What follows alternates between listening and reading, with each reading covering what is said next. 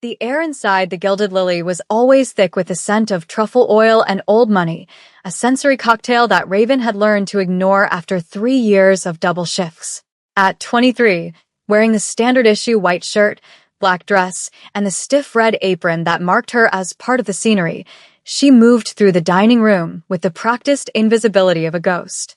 To the clientele, she was nothing more than a pair of hands delivering vintage Cabernet and clearing away half-eaten plates of sea bass, but behind her calm, dark eyes lay a mind that was constantly dissecting, analyzing, and cataloging the world around her. It is a peculiar tragedy of modern society that we often mistake a uniform for a lack of capacity, assuming that the person refilling the water glass possesses a mind as empty as the vessel.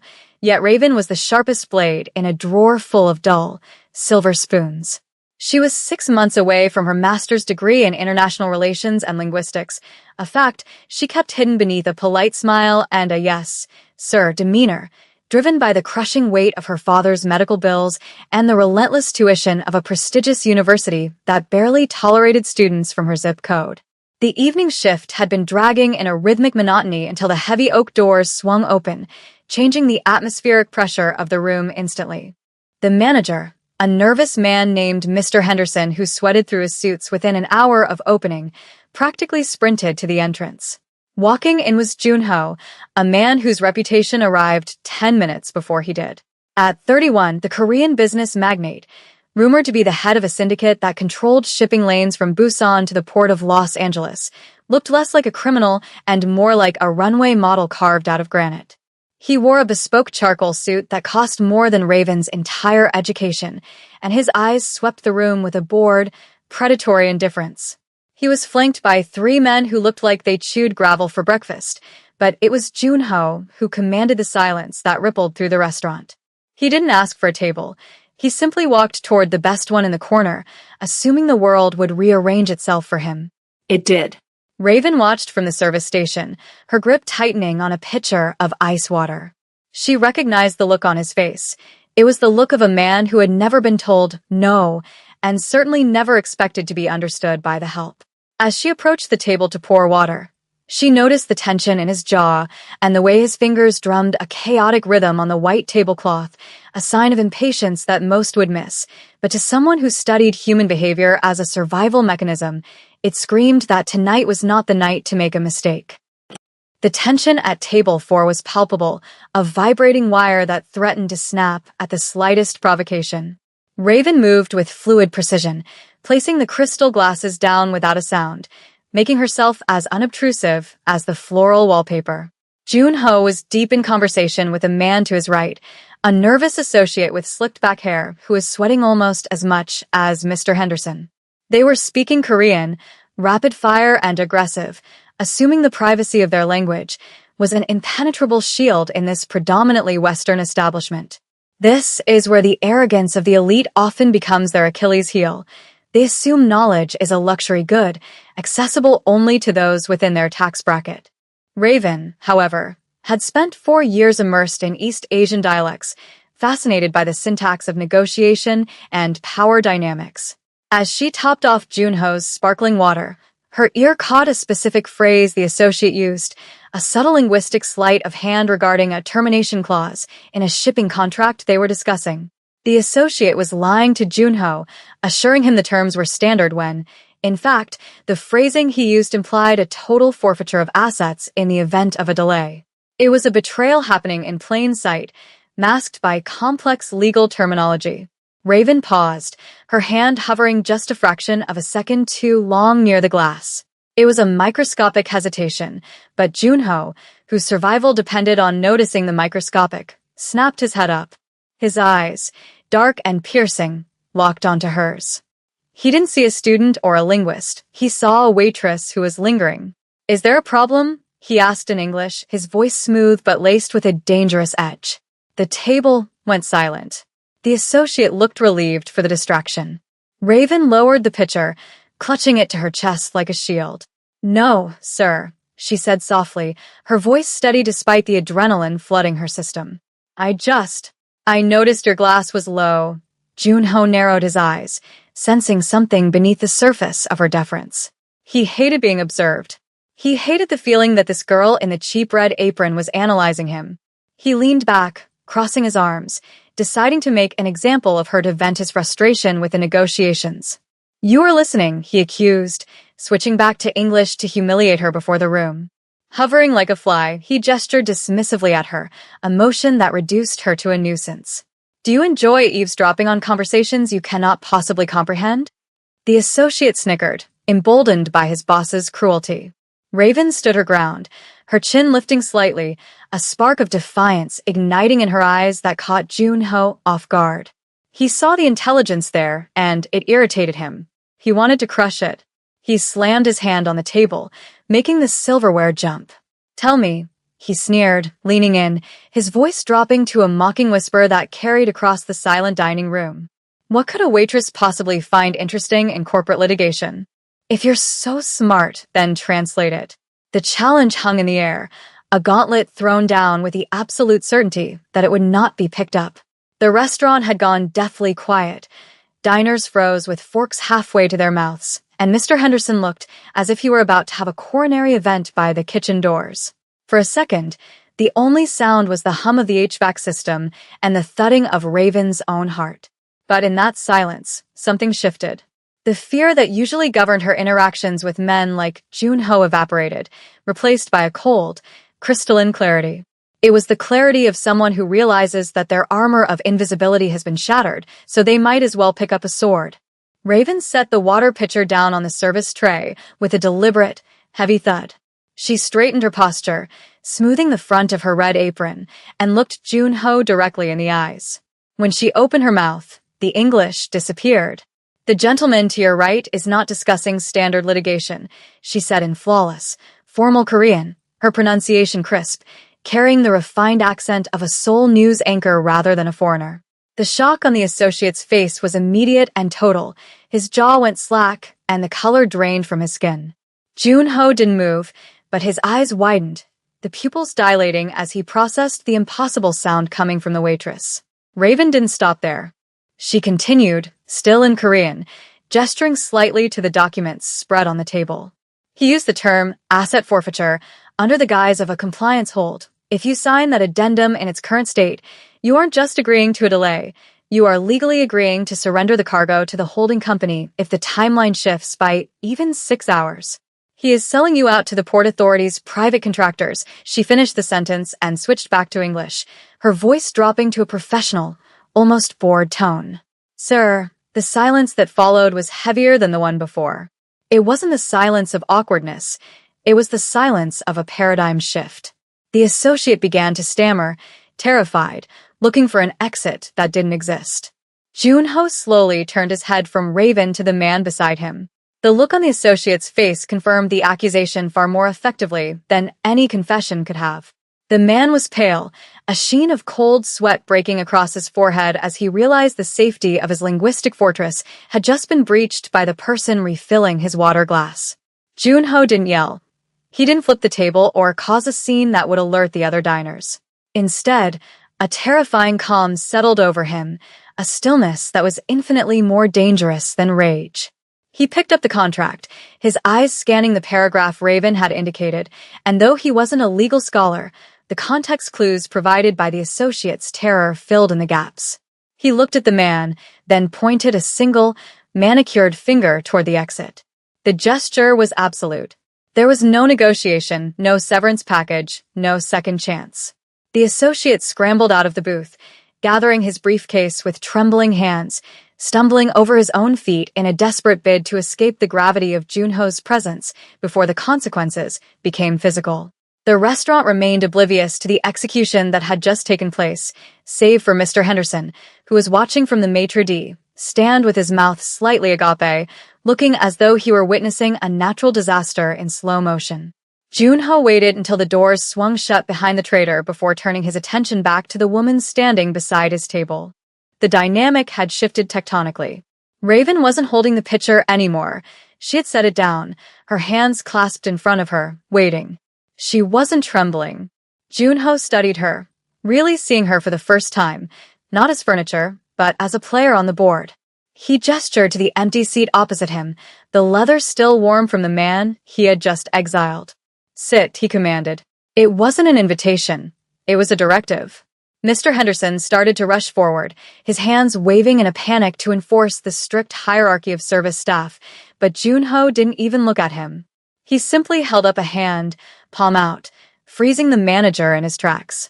Raven hesitated for a fraction of a second, the training of 3 years warring with the opportunity of a lifetime, before she untied her apron, folded it neatly over the back of the chair, and sat down. The silence between them was heavy, filled with the unspoken weight of class barriers being dismantled in real time. Junho poured sparkling water into the glass that had belonged to his associate and slid it across the white tablecloth toward her. It was a symbolic gesture, an equalization of status that felt louder than a shout. "You speak the Gyeongsang dialect," Junho observed, his voice low, stripping away the arrogance to reveal a sharp, analytical curiosity. "That is not something one learns in a university classroom. That is the accent of the shipyards, of the old neighborhoods in Busan." "How?" Raven took a sip of the water, the bubbles sharp against her tongue, buying herself a moment to calibrate her answer. She knew that men like Junho didn't appreciate embellishment. They traded in information as currency. "My father was a foreman on the docks in Oakland," she replied, her voice steady, locking eyes with him. "He worked with the import crews for 20 years before his back gave out. The crews were mostly Korean. I grew up listening to them argue, bargain, and tell stories during lunch breaks. I learned the language before I learned the grammar." She paused, letting the reality of her background sink in, the blue-collar roots that mirrored his own likely rise to power. "I polished it with a degree, but the ear came from the docks." Junho leaned back, a flicker of genuine respect crossing his stoic features. He appreciated the grit of it. It made sense why she understood the aggressive nuance of the contract. She hadn't learned Korean to read poetry. She had learned it to survive in a world of hard labor and hard negotiations. "And yet," Junho said, gesturing to the busy restaurant floor, to the life of servitude she had just stepped out of, "you are here, carrying plates for people who tip you in loose change. Why?" It was the question that haunted Raven every night, the gap between her potential and her reality. "Because intellect doesn't pay for chemotherapy," she said bluntly, the raw honesty of it cutting through the sophisticated atmosphere. "My father's insurance capped out 6 months ago. The tuition for my master's program drained the savings. I work double shifts here because it's the only place that offers cash tips immediately, and right now, cash is the only thing keeping the lights on." Junho absorbed this information, his fingers steepled under his chin. He was a man who understood leverage, and he saw a tremendous amount of it sitting across from him. He saw a weapon that had been left to rust in a scabbard of poverty. He reached into his inner suit jacket pocket and pulled out a slim, black tablet, unlocking it with a thumbprint before sliding it across the table to her. The screen displayed a complex logistics grid, a digital map of shipping routes, tariffs, and legal hold notices. It was a mess of red flags and warning icons. "I have a conference call in 15 minutes with a supplier in Incheon who believes he has me in a corner," Junho said, his tone shifting from inquisitive to professional. "He is using a dialect even more obscure than your associates, and he is hiding behind bureaucratic delays to drive up the price of raw materials by 40%. My previous translator was too polite to call him a liar. My associate," he glanced at the empty door, was apparently helping him. He looked at Raven, his eyes hard and challenging. "I don't need a translator, Raven. I have apps for that. I need a shark. I need someone who understands that a contract is just a declaration of war by other means." He tapped the table next to the tablet. "Read the correspondence. Tell me where he is weak. If you can find the leverage I need to crush this price hike, I will pay off your father's medical debt tonight. If you fail, you go back to the kitchen, and I forget you exist." The stakes were absurdly high, a life-changing gamble thrown onto a dinner table, but Raven didn't blink. She pulled the tablet closer, her eyes scanning the data streams, the emails, the aggressive posturing of the supplier. The world around her, the clinking silverware, the murmur of conversation, the nervous hovering of Mr. Henderson, faded into a dull background hum. Her mind sharpened, shifting into the high-gear analytical mode that she usually had to suppress. She wasn't reading words, she was reading intent. She scrolled through weeks of communication, spotting patterns, delays that didn't match weather reports, and excuses that contradicted Port Authority logs she remembered reading for a grad school case study. 5 minutes passed in silence. Jun-ho watched her, sipping his wine, noting the way her eyes darted across the screen, the way her brow furrowed not in confusion, but in calculation. Finally, she stopped scrolling. She looked up, and for the first time, there was a small, dangerous smile on her face, a mirror of the expression Jun-ho often wore when he knew he had won. "He's bluffing," Raven said, her voice dropping to a conspiratorial whisper. She turned the tablet around, pointing to a series of timestamps. "He claims the delay is due to a labor strike in the Incheon sector, which justifies the force majeure clause to hike the price. But look here," she tapped a shipping manifest from a subsidiary company. "He shipped 3 tons of electronics out of the same port, on the same day, using the same union labor.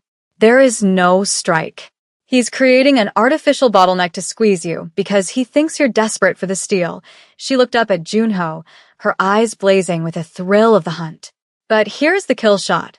In his last email, he mentioned a compliance review with the Ministry of Trade.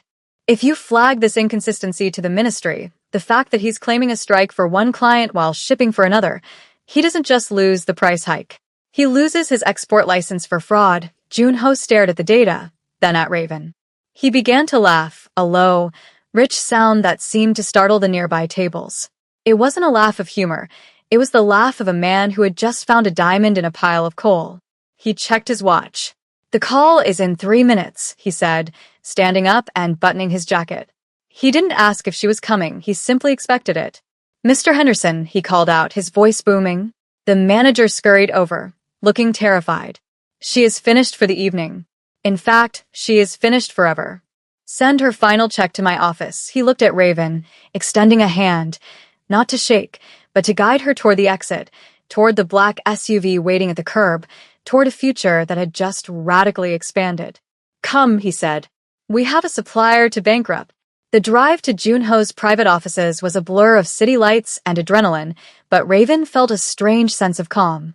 For years, she had felt like a racehorse forced to pull a plow, her capacity for speed and strategy wasted on the repetitive drudgery of survival. Now, sitting in the leather interior of the SUV, reviewing the strategy for the call, she felt the exhilarating snap of potential locking into place. The call itself was brutal and short. With Raven on the speakerphone, guiding Jun-ho's rebuttals, dissecting the supplier's lies with surgical precision in his own dialect, the opposition crumbled.